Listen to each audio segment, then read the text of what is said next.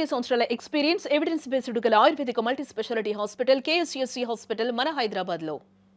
కానీ మీరు వచ్చిన టైంలో ఓన్లీ మహేష్ బాబే ఆరోగ్యులు అందగాడు, ప్రభాస్ అంతే, ఇంకెవరు లేరు కదా. వాళ్ళు I'm biggest fans of them. Okay, Prabhas గారు అండ్ మహేష్ బాబు గారు. బట్ ఎన్ని బిజినెస్లు చేసినా ఒక బాధ అయితే వేస్తుంది కదా. స్క్రీన్ మీద రెగ్యులర్గా కనిపించే ఒక యాక్టర్కి ఆల్ ఆఫ్ షడన్ ఒక్కసారిగా మూవీస్ లేవు, బిజినెస్ చేసుకోవాలి, 4 గోళ్ల మధ్య ఉండాలి, ప్రపంచానికి దూరంగా ఉండాలి, ఫ్యాన్స్, విజిల్స్, కేకలు, అరుపులు, కేరింతలు, అంటే మీ టైంలో ఇది 100 days ఫంక్షన్స్, 175 days ఎక్కువ.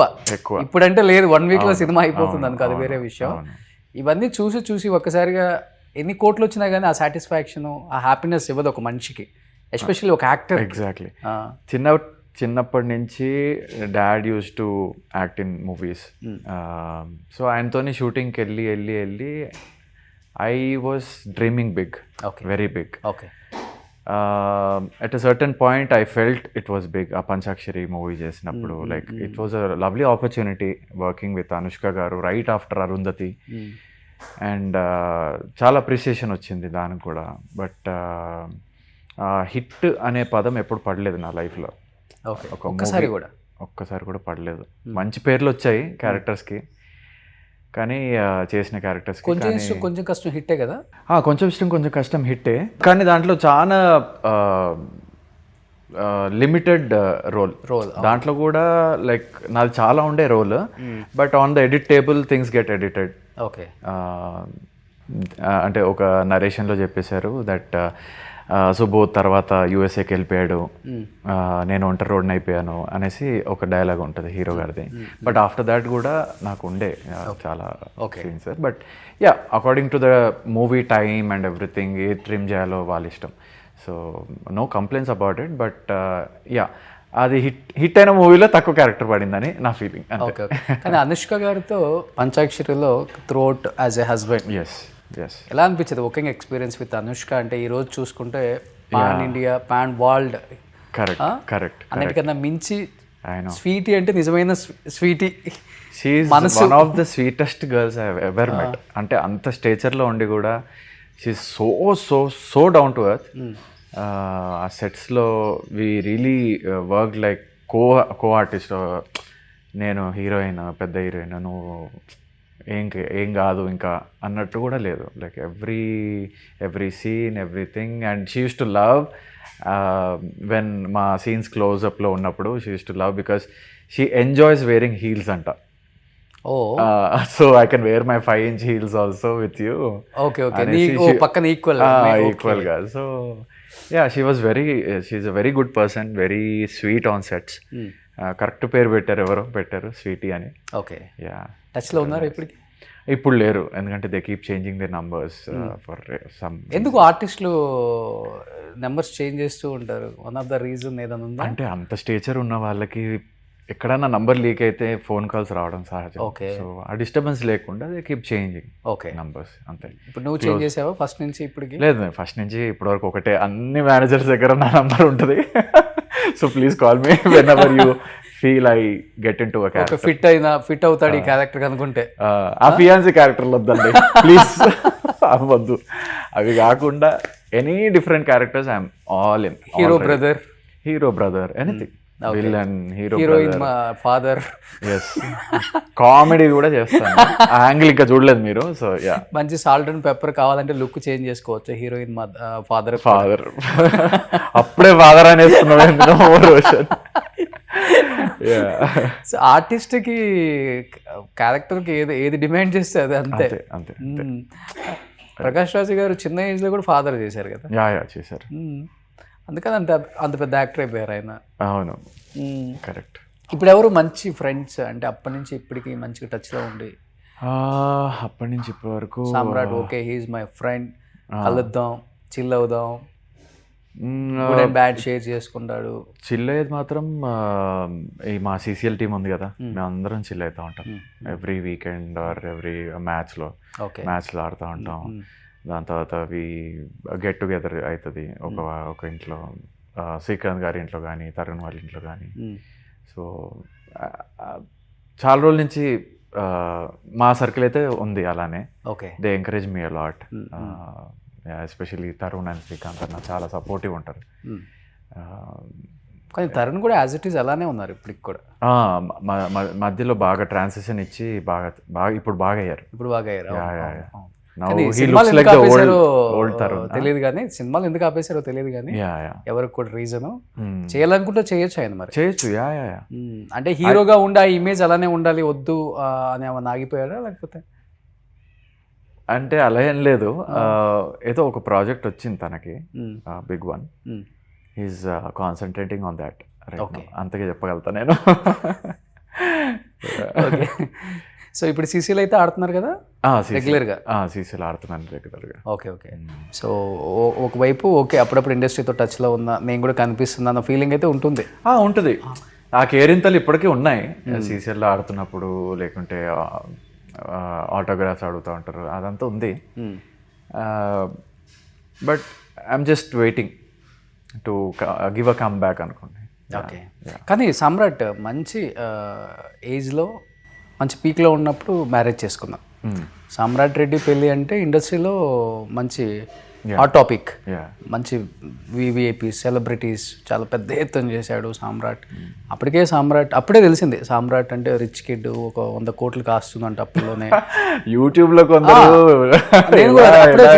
లైఫ్ స్టైల్ వేరు, అన్ని ఆడీలు బెంజులు BMW ఆ రోజుల్లో. పెళ్లి కూడా అంగరంగ వైభవంగా ది బెస్ట్ మ్యారేజ్ ఆ టైంలోనే అనుకున్నారు అప్పుడు.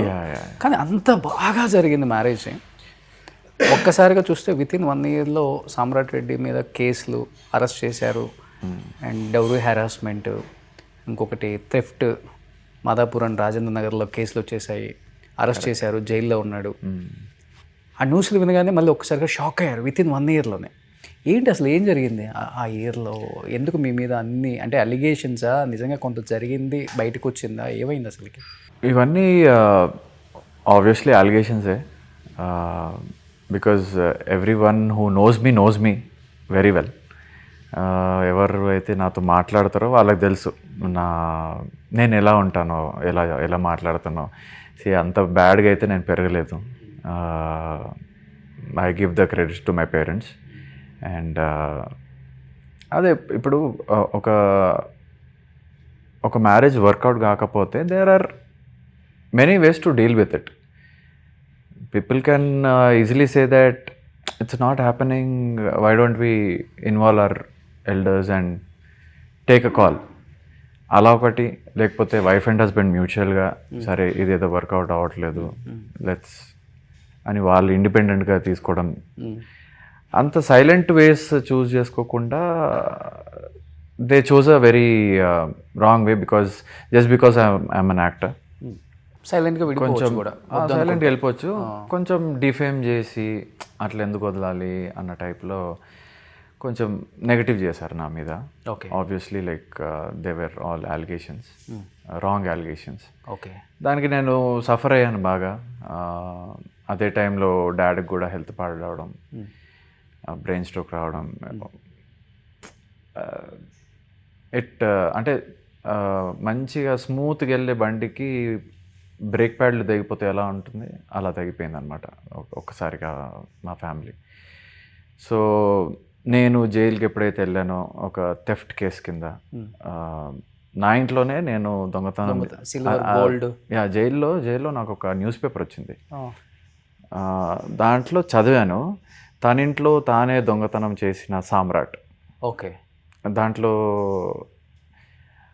అది వింటేనే నవ్వు వచ్చింది నాకు. నా ఇంట్లో నేను దొంగతనం చేయడం ఏంటి?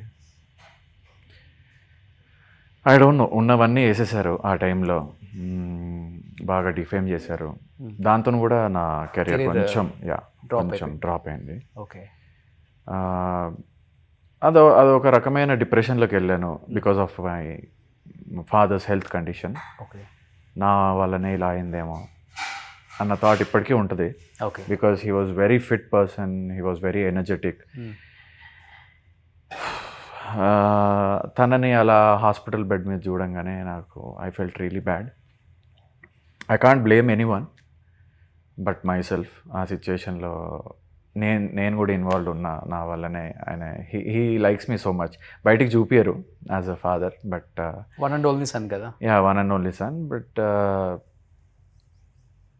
ఆ లవ్ అనేది నాకు కూడా మమ్మీ ఎక్కువ ఇష్టం అంటుండే చిన్నప్పటి నుంచి. But I equally like my father, I equally love him.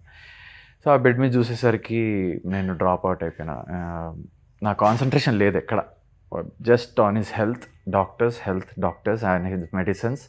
ఆయన యూరిన్కి లేవడానికి రాకపోతుండే. So I use to be sleeping next to him, taking care of him, blaming myself at the same time, నా వల్లనే జరిగింది అన్నట్టు. సో అదే టైంలో బిగ్ బాస్ వచ్చింది, ఆపర్చునిటీ వచ్చింది. అండ్ ఫస్ట్ నో అనేసా, I don't want to go.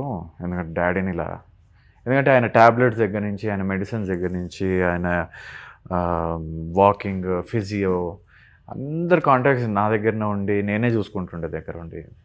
సడన్గా అవన్నీ నన్ను ఎవరు చూసుకుంటారా అన్న దాంట్లో వచ్చాను. బట్ ఇట్లా చెప్పాను ఇంట్లో అందరికీ, బిగ్ బాస్ ఆఫర్ వచ్చింది, వద్దనుకుంటున్నా, ఇప్పుడు ఎక్కడికి వెళ్తా, 3 months, 1 month, 1.5 months ఉంటుంది అది అంటే. అందరూ లేదు, ఇదే కరెక్ట్ టైము, నువ్వు ఏంటో ప్రూవ్ అవుతావు అక్కడికి వెళ్తే, just stay there for 3 weeks at least, people will know. అంటే రిలేటివ్స్ మాట్లాడడం ఆపేశారు. నా క్లోజ్ ఒక 20-21 people of best friends, school friends, వాళ్ళు కూడా బ్యాక్డ్ ఆఫ్ అంటే ఈ న్యూస్ వచ్చిన తర్వాత. యా, సో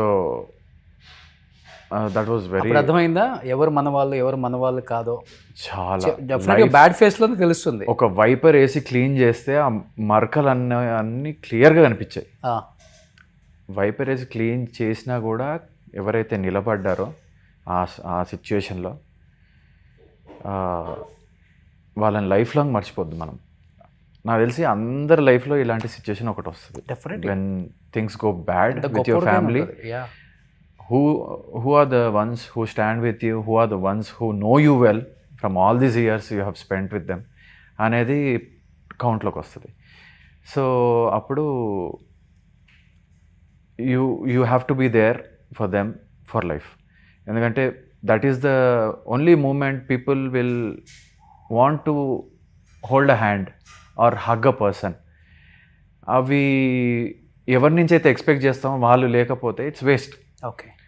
సో అలా చాలా డిప్రెషన్లోకి వెళ్ళిపోయాను అనమాట ఆ స్టేజ్లో. బట్ అపారెంట్లీ బిగ్ బాస్లో లాస్ట్ వరకు ఉండడం, నాని గారి దగ్గర నుంచి, మా హౌస్ మేట్స్ దగ్గర నుంచి, ఈ ఏపీ, తెలంగాణ, వరల్డ్ వైడ్లో నేను ఎలాంటి వాడినో అనేది తెలిసి పీపుల్ స్టార్టెడ్ అప్రిషియేటింగ్ మీ. నాకు మళ్ళీ ఫ్యాన్స్ వచ్చారు, మళ్ళీ ఫాలోవర్స్ వచ్చారు. అండ్ ఇలా ఉండే ఫేస్ ఇలా అయింది అప్పటి నుంచి.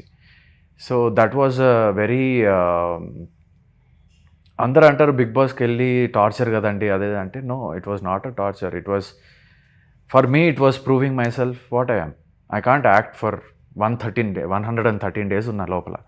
Okay. 113 days I can't act చేసినా కూడా అది బయటపడుతుంది ఎప్పుడో ఒకప్పుడు. అవునవును, డెఫినెట్. బట్ యా, నాని గారు with his good words express my character in an episode.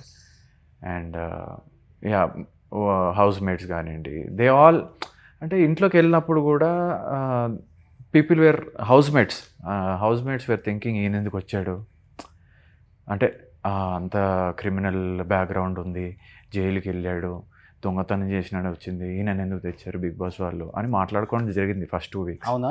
Yeah. ఎన్ని రోజులు ఉన్నావు జైల్లో? నేను 1.5-2 days ఉన్నా జైల్లో. 2 days ఉన్నా. Oh, that was a very scary experience. But anyways, సెల్లో పెట్టారా లేకపోతే? సెల్ కాదు, అంటే యాక్చువల్గా జైల్లో వేసినప్పుడు ఆ రోజు ఏవైతే క్రిమినల్స్ వస్తారో అందరిని ఒకటే దాంట్లో వేస్తారు. ఒక పెద్ద హాల్లో అరౌండ్ 25-30 members, 2 halls ఉంటాయి. ఒకటి 30 members కాగానే ఇంకోటి ఫిల్ చేస్తూ ఉంటారు. సో ఆ నైట్ ఎవరో బొటానికల్ గార్డెన్ దగ్గర 3 హత్య చేసి ఆయన కూడా కట్ చేసుకొని సర్వైవ్ చేసి అదే నైట్ నాతో ఉన్నాడు. నాకు ఇంకా ప్యాక్ అవుతుండే ఆయన ఎక్కడ ఏం చేస్తాడో అనేసి. So it was a very scary situation in the jail. days. Yeah those 2 days. First డేకే వచ్చేసేటండి, బట్ కూకట్పల్లి కోర్ట్ నుంచి బెయిల్ తీసుకొని చర్లపల్లి జైలుకి రావడంలో ఒక 10 minutes డిలే అయింది. Jail is close, you have to get a new bail tomorrow అనేసి అన్నారు. సో ఒక 5:30 తర్వాత రానియర్ సంథింగ్ దట్.